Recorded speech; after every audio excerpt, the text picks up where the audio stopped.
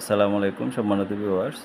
আমরা আজকে সম্পাদ্য ২ নিয়ে আলোচনা করব নবম দশম শ্রেণীর জ্যামিতির ত্রিভুজ সংক্রান্ত ৭.১।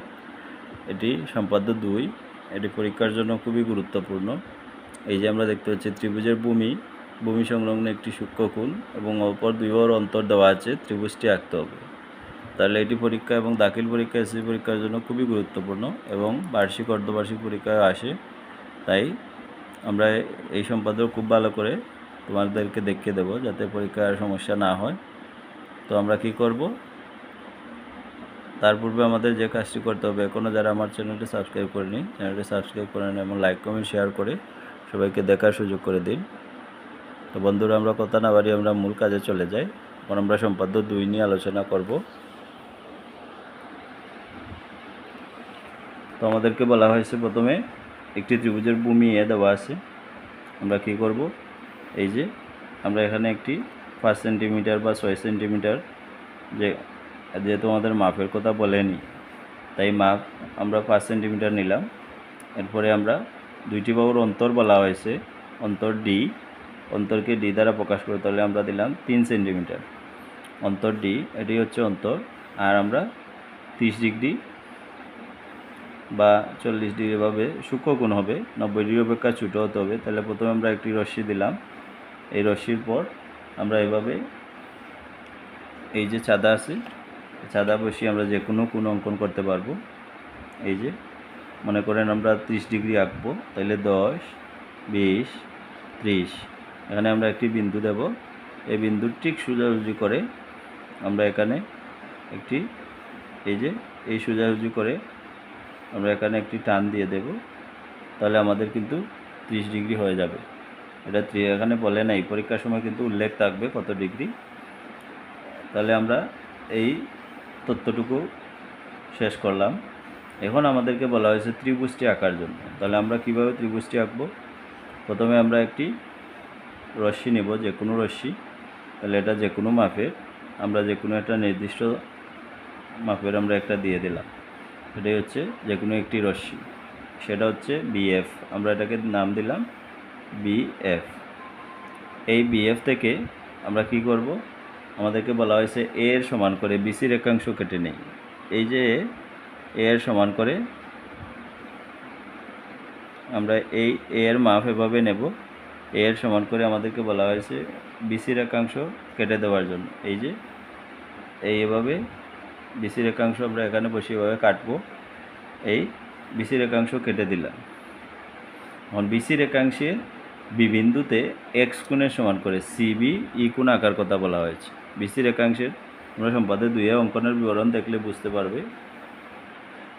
তাহলে এক্স কোণের সমান করে, এই যে এক্স কোণ তোমরা দেখতে পাচ্ছ, তার সমান করে এভাবে এই যে ব্যাসার্ধ আছে, এই ব্যাসার্ধটুকু মাপ নিতে হবে। এভাবে মাপ নিয়ে এই ঠিক বি বিন্দুতে বসিয়ে আমরা এভাবে একটি বৃত্তচাপ আঁকবো। এই বৃত্তচাপ দেওয়ার পর আমরা এখান থেকে এই বৃত্তচাপের সমান করে কিভাবে, আমরা আগে বলেছি কোণ কিভাবে আঁকতে হয়। তাহলে এই বৃত্তচাপের সমান করে আমরা এই যে মাপ আছে, এই মাপটুকু নিয়ে, এই যে মাপ, এই মাপটুকু নিয়ে আমরা এখানে বসিয়ে আমাদের যে সিবি কোণ আঁকার কথা বলা হয়েছে, আমরা সিবি কোণ আঁকবো।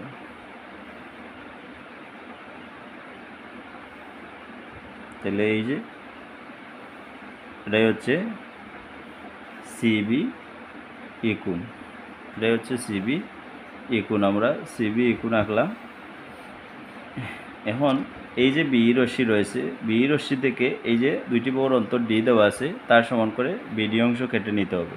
তাহলে আমরা এই ডি এর সমান করে আমরা ডি এর মাপ নেই, ডি এ হচ্ছে ডি, তার সমান করে আমরা এখানে বি থেকে বি রশ্মির আমরা বলছে বিডি অংশ কাটতে। তাইলে আমরা দুটো কেটে নিলাম, এটা হচ্ছে বিডি।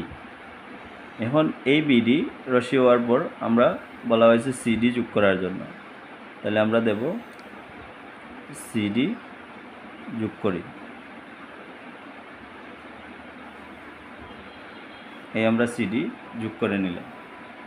এখন সিডি যোগ করার পর আমাদেরকে বলা হয়েছে যে ডিসি রেখাংশের যে পাশে এই ই বিন্দু আছে তার সেই পাশে সি বিন্দুতে ইডি সি কোণের সমান তার মানে এই ডি কোণের সমান করে আমরা বলছিলাম মধ্যখানে যেটি থাকবে সেটি কোণ নির্দেশ করে ইডি সি কোণ।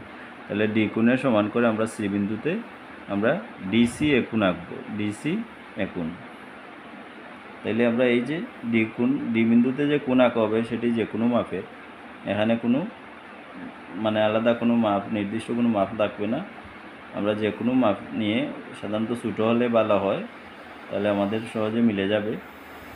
এই যে আমরা নিলাম যে কোনো ব্যাসার্ধ নিয়ে, এখানে সি বিন্দুতে আমরা একটি বৃত্তচাপ আঁকবো। এই বৃত্তচাপ এখান থেকে আমরা এই বৃত্তচাপের মাপ নিলাম, নিয়ে এখানে বসিয়ে এইভাবে কেটে দিতে হবে। এভাবে কেটে দেওয়ার পর কী হবে, এই যে ছেদবিন্দু হয়েছে তার বরাবর আমরা এদিকে আমরা দেব। এই যে ছেদবিন্দু আছে, এই ছেদবিন্দু বরাবর আমরা এদিকে নিয়ে বি রশ্মিকে ছেদ করাব। এই হচ্ছে বি রশ্মিতে ছেদবিন্দু, তাহলে সেটা হচ্ছে এ বিন্দুতে ছেদ করেছে। বি রশ্মিকে রশ্মি এ বিন্দুতে ছেদ করেছে, তাহলে এ বি সি উদ্দিষ্ট ত্রিভুজ। এটাই হচ্ছে সম্পাদ্য 2 এর মূল আলোচনা। আশা করি সবাই বুঝতে পারছো। এই যে